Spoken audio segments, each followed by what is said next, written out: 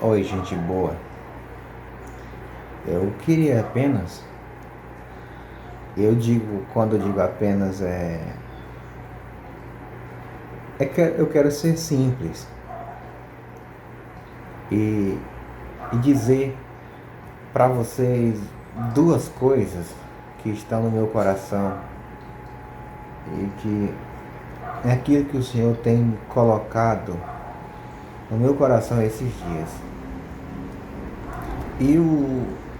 Um dos assuntos que eu gostaria de falar aqui é sobre o significado de ser igreja. O que é ser igreja? Parece uma coisa simples. Alguém pergunta para você o que é igreja e você diz é aquele prédio onde eu vou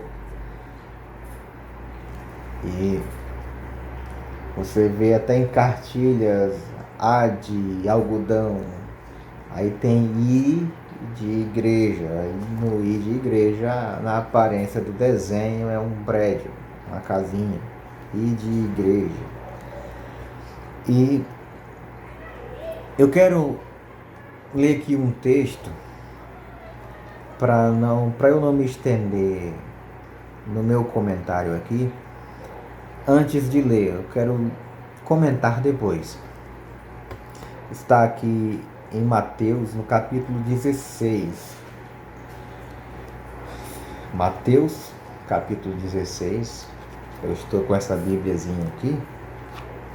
Essa Bíblia é da tradução para quem gosta muito de traduções. Tradução João Ferreira de Almeida, corrigida e revisada, fiel ao texto original.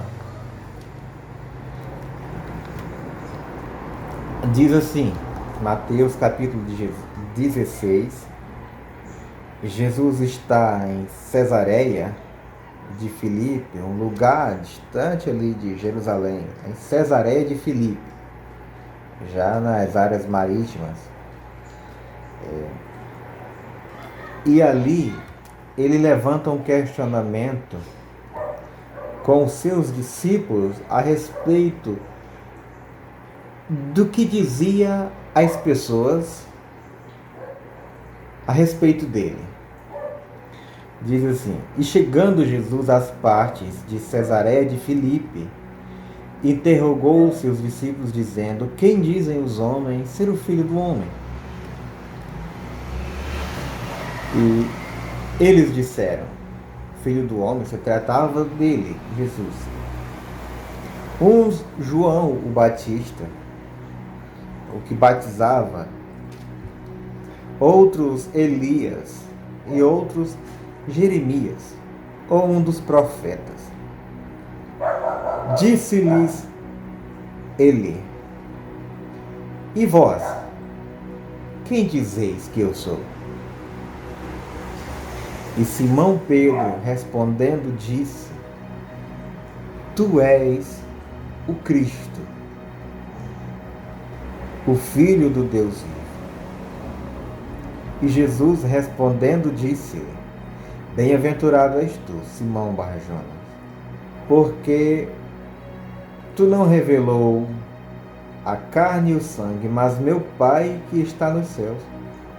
Pois também eu te digo que tu és Pedro, e sobre esta pedra edificarei a minha igreja, e as portas do inferno não prevalecerão contra ela.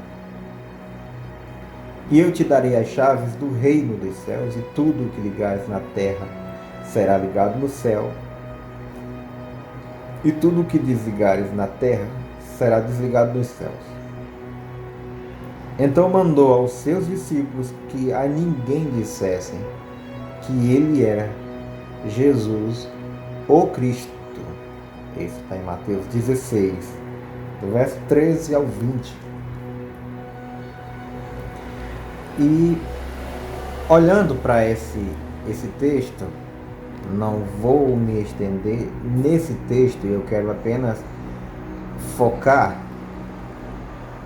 no que Jesus disse a Pedro sobre edificar a sua igreja.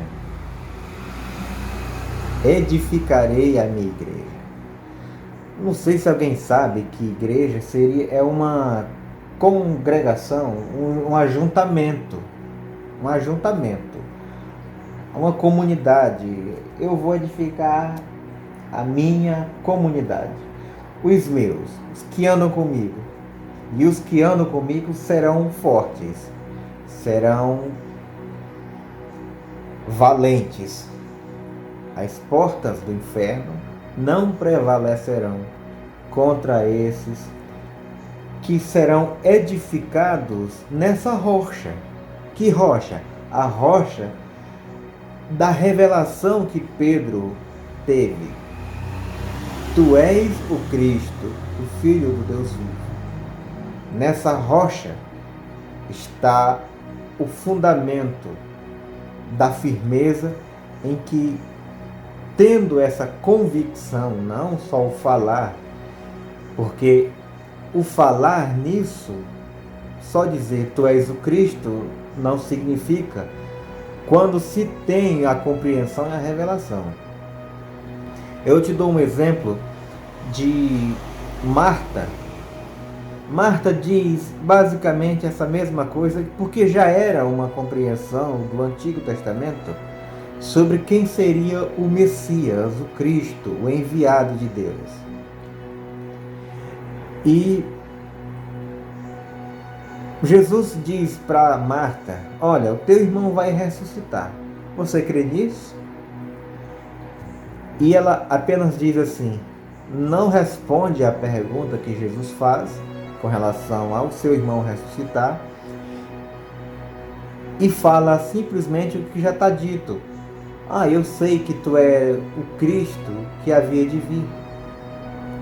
É a mesma coisa que Pedro diz, mas Pedro aqui diz com uma convicção de revelação, de discernimento, de observar cada pessoa na humanidade, saber, de ouvir falar quem foi Moisés, quem foi Abraão, quem foi os profetas, e olha para Jesus e vê o modo de ser de Jesus e diz: tu és o Cristo, tu és o enviado, Filho do homem, tu és o Messias, o enviado de Deus, Filho do Deus vivo. Como convicção, e nessa convicção é que Jesus diz: nessa convicção eu edificarei os meus, os que se ajuntam comigo.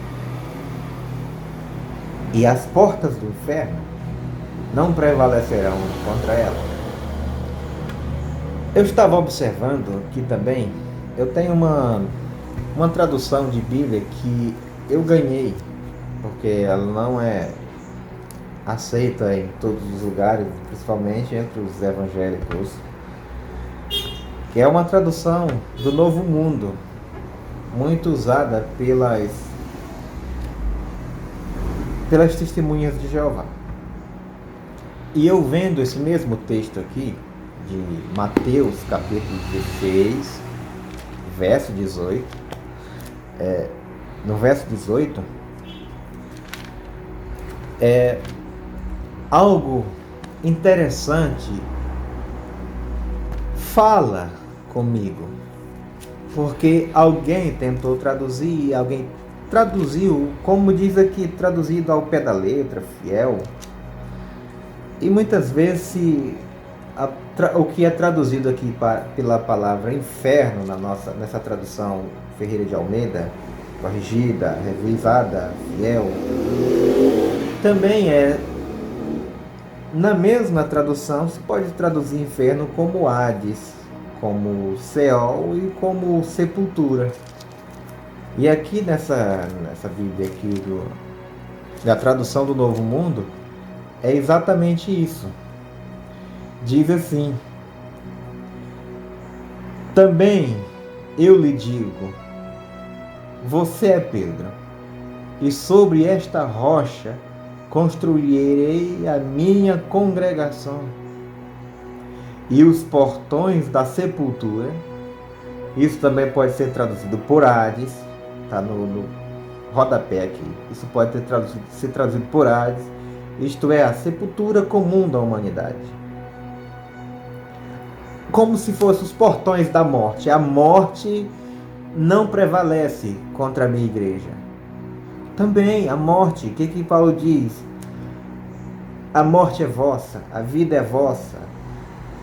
Nada me separará do amor de Deus que está em Cristo Jesus. Esse Paulo, que é a igreja, que faz parte da igreja de Cristo, que Cristo edifica, é um ser desse que nada separa ele do amor de Deus que está em Cristo Jesus. Nem a morte, nem a vida, nem a altura, nem a profundidade. Então, tanto quanto o inferno, como a sepultura, como a morte, nada separa, nada interrompe, nada quebra esse laço dele com Deus, dessa igreja, desse ser que é tomado por essa revelação, por essa convicção de tu és o Cristo, o Filho do Deus vivo. Nessa rocha, ninguém te separa de Deus. E apenas isso, porque tem tanta gente que tem medo dessa tradução, não sei qual é o medo, mas ela não me atrapalha. Pois bem, e aí eu vim dizer o que significa igreja, o que faz a igreja de Deus, para que funciona a igreja de Deus, esse que foi identificado como um discípulo de Cristo, esse que anda agora na prática do Evangelho, porque ele foi revelado, porque ele foi convicto, aquilo que ele está convicto de quem é Jesus para ele. Porque há tantas pessoas que não têm essa convicção, mas agem do modo de Jesus. E eles é aqueles que vão ser ressuscitados, como diz aí em João, no capítulo 5. Se preocupe, não se preocupe com o que está dito antes, se você ler João 5:24. Porque aqueles que fizeram bem vão ser ressuscitados para a vida, e os que fizeram mal para juízo. E eu quero continuar sobre a igreja aqui em Mateus, no capítulo 22,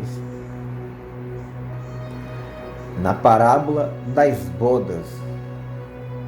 A parábola das bodas. E antes que eu leia, eu até escrevi um texto ontem e me vinha no coração, enquanto estava escrevendo, sobre o que profeticamente dizia a respeito de João Batista, ou do Elias que havia de vir. Está lá em Malaquias, no capítulo 4, não sei se tem, é no último capítulo de Malaquias. Também está lá em Isaías, que é a respeito de João Batista, o Elias que havia de vir. E que diz assim: a voz que clama no deserto, a respeito de João Batista, a voz que clama no deserto: preparai o caminho do Senhor. Estou aqui tentando lembrar o que está dito. Preparai o caminho do Senhor e endireitai as veredas, as suas veredas, ou a sua vereda do Senhor. O que é isso, o caminho do Senhor? O que João veio pregando fora da instituição, no deserto, chamando o povo ao arrependimento e ainda dizendo, como debaixo de uma forte pressão: ó, se não vier o machado está posto à raiz da árvore. Preparem o caminho do Senhor, o coração de vocês, para que recebam o reino, porque o reino está próximo. O reino, o Messias está vindo. Preparem o coração de vocês para receberem isso, se arrependam. É onde Deus caminha, no coração. Jesus fala na parábola do semeador, eles não ouvem, não, por mais que falem, não ouvem, não enxergam, para que seu coração não se curve e seja por mim curados. Não se converta e seja por mim curados. Falando de algo fora da instituição, João Batista veio assim, voz que clama no deserto, uma voz clamando no deserto, arrependam-se, preparem o caminho do Senhor, endireitem a sua vereda. Esta mesma figura que Jesus faz em relação aos enviados nesta parábola das bodas. E que diz assim: então Jesus, tomando a palavra, tornou a falar-lhe em parábolas, dizendo: o reino dos céus é semelhante a um certo rei que celebrou as bodas de seu filho e enviou seus servos a chamar os convidados para as bodas. E estes não quiseram vir. Depois enviou outros servos, dizendo: dizei aos convidados: eis que tenho o meu jantar preparado, os meus bois encevados já mortos, e tudo já pronto, vinde às bodas. Eles, porém, não fazendo caso, foram um para o seu campo, outro para o seu tráfico, e outros, apoderando-se dos servos, os ultrajaram e mataram. E o rei, tendo notícia disto, encolerizou-se, irou-se, e enviando os seus exércitos, destruiu aqueles homicidas e incendiou a sua cidade. Então diz aos servos: as bodas, na verdade, estão preparadas, mas os convidados não eram dignos. Ide, pois, às saídas dos caminhos, e convidai para as bodas a todos os que encontrares. E os servos, saindo pelos caminhos, ajuntaram todos quantos encontraram, tanto maus como bons, e a festa nupcial foi cheia de convidados. E o rei, entrando para ver os convidados, viu ali um homem que não estava trajado com vestes de núpcias. E disse ele: amigo, como entraste aqui, não tendo veste nupcial? E ele emudeceu, ficou mudo, calado, não disse nada. Disse então o rei aos servos: amarrai-o de pés e mãos, levai-o e lançai-o nas trevas exteriores, do lado de fora. Ali haverá pranto e ranger de dentes.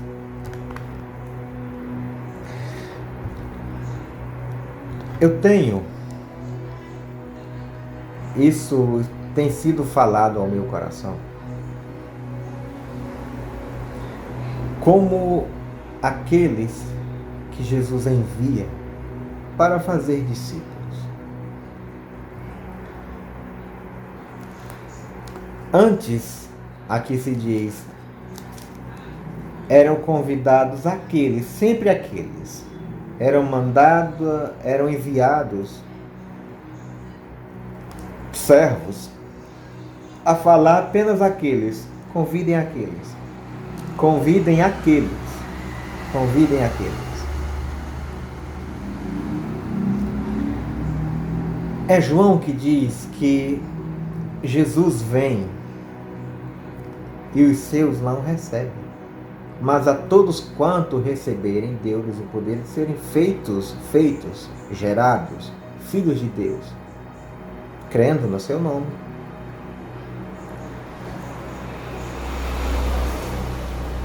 Os discípulos de Jesus, quando Jesus diz: vocês sairão e façam discípulos, ele diz: ensinando a obedecer aquilo que eu vos tenho dito que deve ser feito. Isto é, colocar em prática o ensino do Evangelho, o ensino do amor de Deus.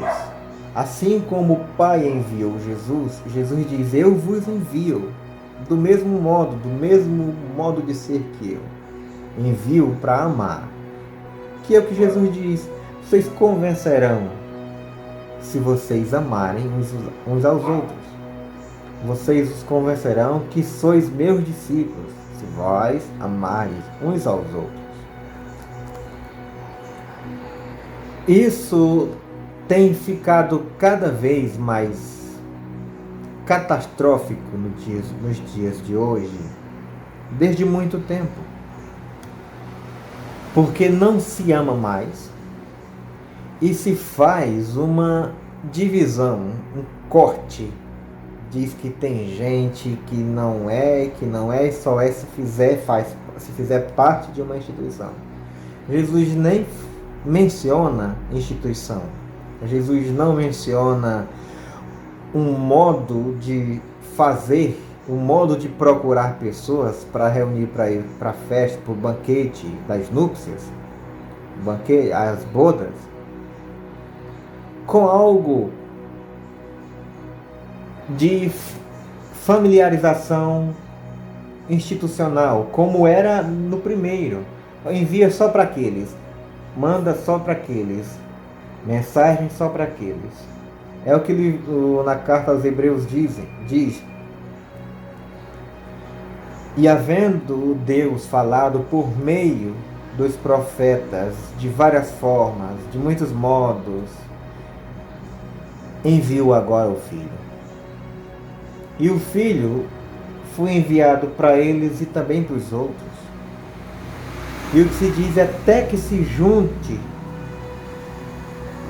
das nações, dos gentios, aqueles que são de Deus, que são de Cristo, até ao fim. Não virá, Jesus não virá. Então, não é eu não vou provocar em ninguém aqui uma aflição de alguém dizendo: Jesus vai voltar já. Ele vai voltar. Mas não tem a ver com a preocupação de alguém ter que correr para ali, para acolá. Porque o reino de Deus não acontece assim, ali ou acolá, acontece no coração. E é assim que está dito: por acaso, quando o Filho voltar, encontrará a fé na terra? É essa fé que eu vim provocar em você. Encontrará fé em você? Encontrará amor existindo em você? Encontrará Deus no seu modo de viver, na sua prática de vida?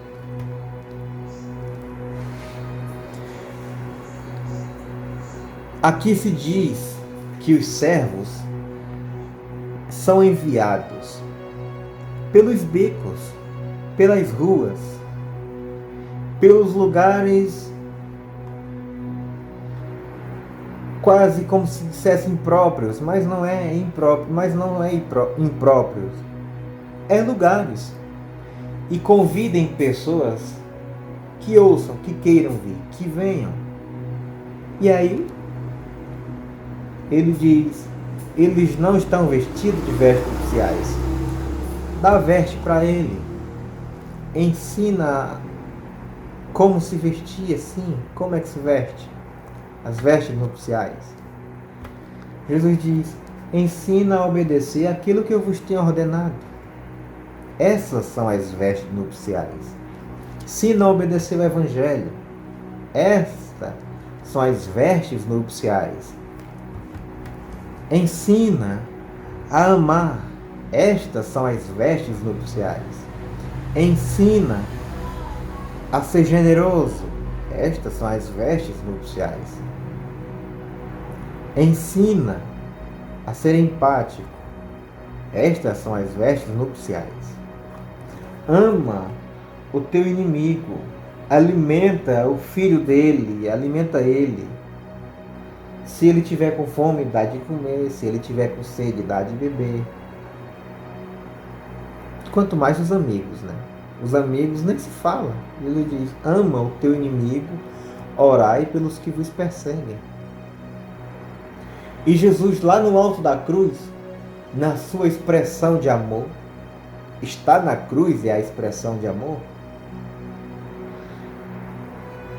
e ele ora, uma oração intercessória. Pai, perdoa-os, porque eles não sabem o que fazem. Ora pelos que nos perseguem. Tanta gente sem saber o que está fazendo faz coisas horríveis. Mas aqueles que sabem, que têm o entendimento, que têm o discernimento, ora por eles.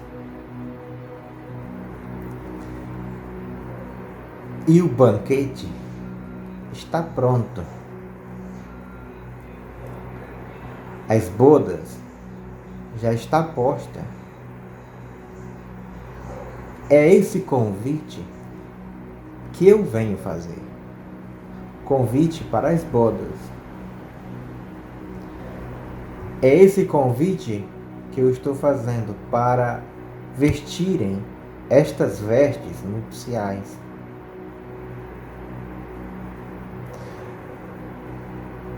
Os que deixaram de lado estas vestes nupciais e vivem pensando, eu sei que não confiam em Deus plenamente. Esses dias, uma pessoa muito querida minha me disse, olha, eu perguntei a um pastor se por eu ser assim, por eu estar assim, viver desse modo e eu não poder ser batizado, mergulhado nas águas, se eu sou salvo, se eu estou salvo. E ele disse, está sim, está. Você não crê em Jesus? E o interessante que eu vejo nisso é que esses pastores não ensinam isso para todo o povo. De certo, não creem em Jesus totalmente, sabem o que está ali. Ainda bem que não disse algo errado para aquela pequena ovelha. Mas será que creem em Jesus aqueles que querem tomar um lugar de atenção, aqueles que querem ser poderosos, aqueles que querem controlar o mundo, aqueles que querem ter poder, aqueles que querem ser quantitativamente observado em crescimento, estatísticas. Esses tempos eram 20% de crentes, de evangélicos. E parece que eles pensam que parece que eles são os únicos que crescem e vivem para Deus. Eles não crescem para Deus, eles crescem em números estatísticos de adesão à religião, de adesão a instituições, mas que não creem em Jesus. São poucos que creem também nas instituições, são poucos, mas são a maioria querendo fazer número. É um monte de gente querendo segurar a gente ali para poder ter número. Jesus não se preocupa com o número. Querem ir com eles. E o que deixa alguém com Jesus é aquilo que Pedro disse de novo. Para onde iremos nós? Se tu é que tens as palavras de vida eterna.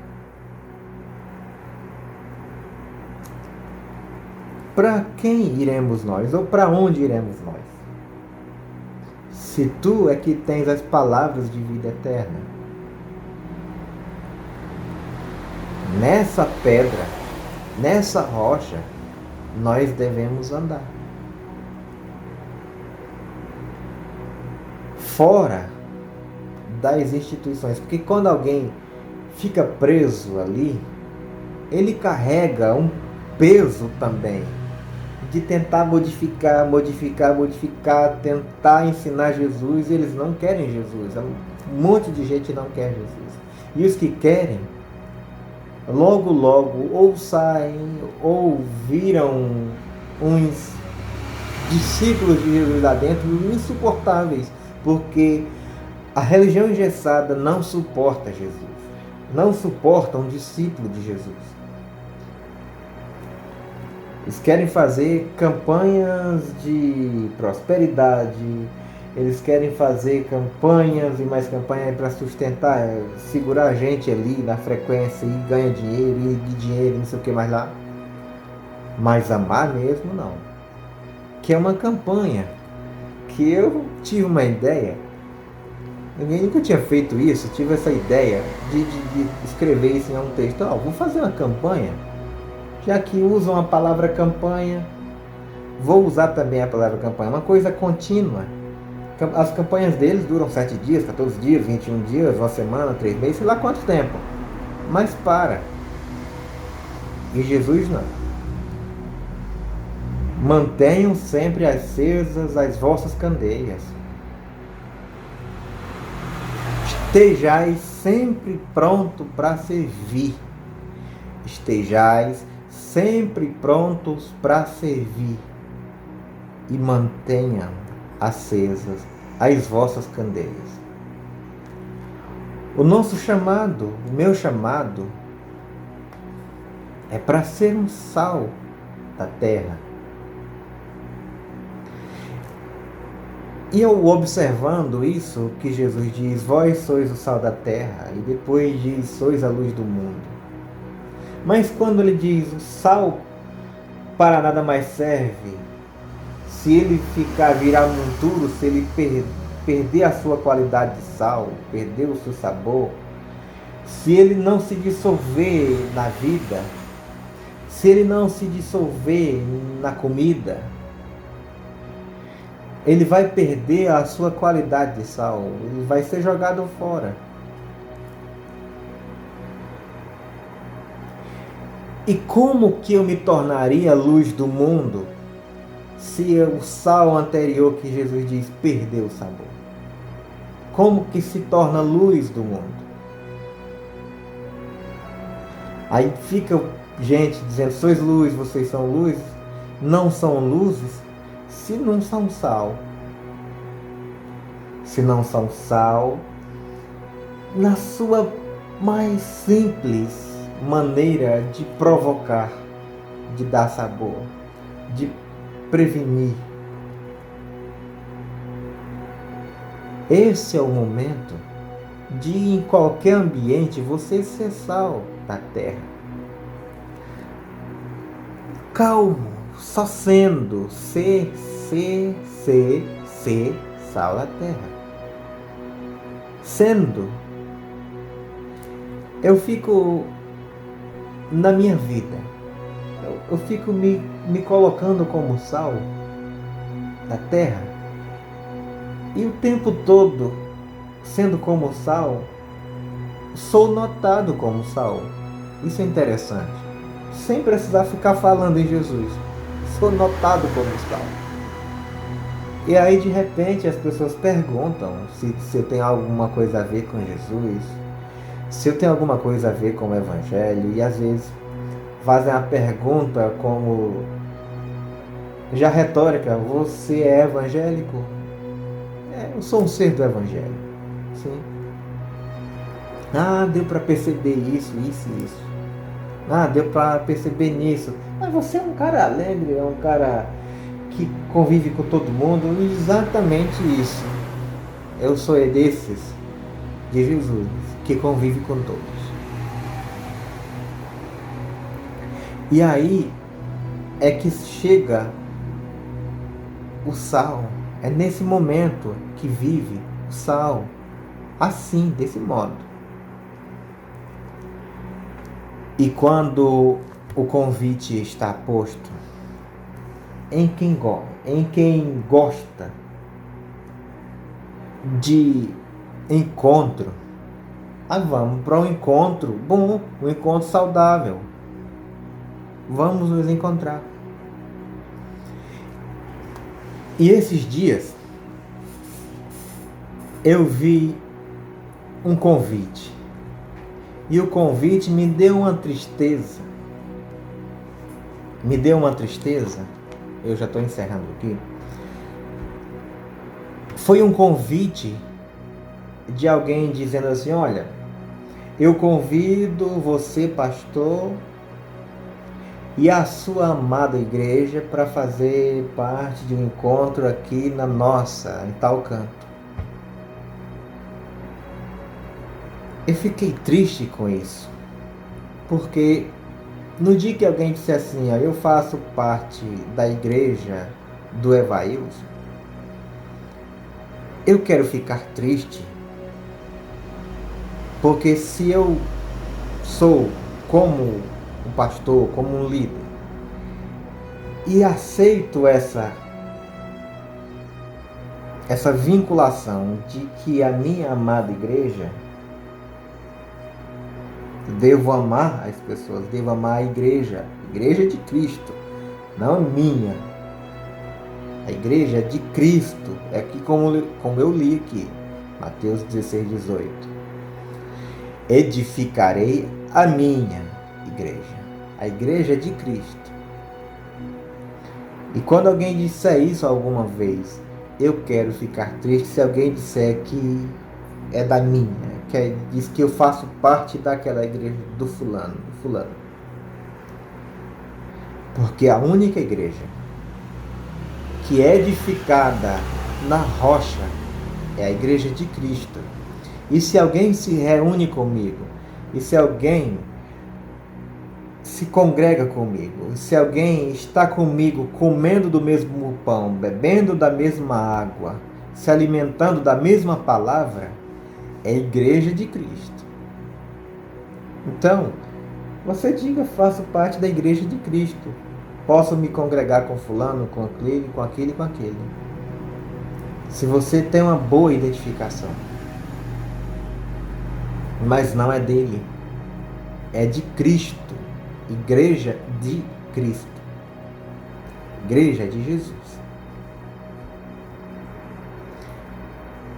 E aqui fica esse meu convite. Eu estava lembrando aqui de uma música e eu quero pegar aqui o violão e cantar aqui para vocês.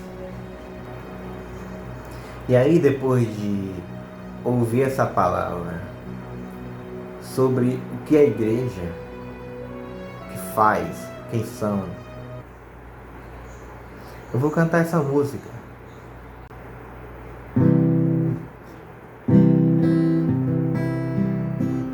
Podemos ver que as profecias estão se cumprindo. Tudo que um dia Jesus falou está acontecendo. O que aconteceu com Jesus lá no templo, em Jerusalém, há muito tempo está acontecendo nos nossos também. Estão esquecendo do céu e focados aqui, estão pensando que o meu Jesus não vem mais. Estão juntando tesouros que ficam na terra, mas a juntar tesouro do céu quase ninguém quer mais. O que alguns chamam de igreja e de obra de Deus, nem se parece com aquilo que Jesus falou. Mas muito em breve eles todos irão descobrir que quem mudou foram eles, meu Deus não mudou. Deus não mudou. Deus não mudou. Suas palavras ecoam na eternidade.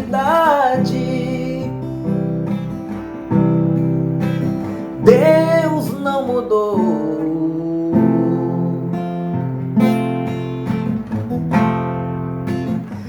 Deus não mudou.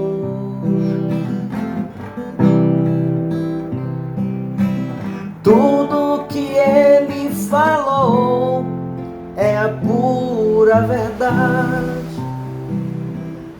Os homens foram quem mudaram, meu Deus não mudou. Estão focados aqui. Querem saber de crescimento, mas não é o verdadeiro crescimento do Evangelho. É crescimento fantasioso, só de número, de estatística, de poder político, seja lá do que, eclesiástico. Mas a igreja, a eclésia, a igreja de Deus, a comunidade de Deus, ela é livre, ela não é pega por esses modos, ela é pega, ela é salva disso.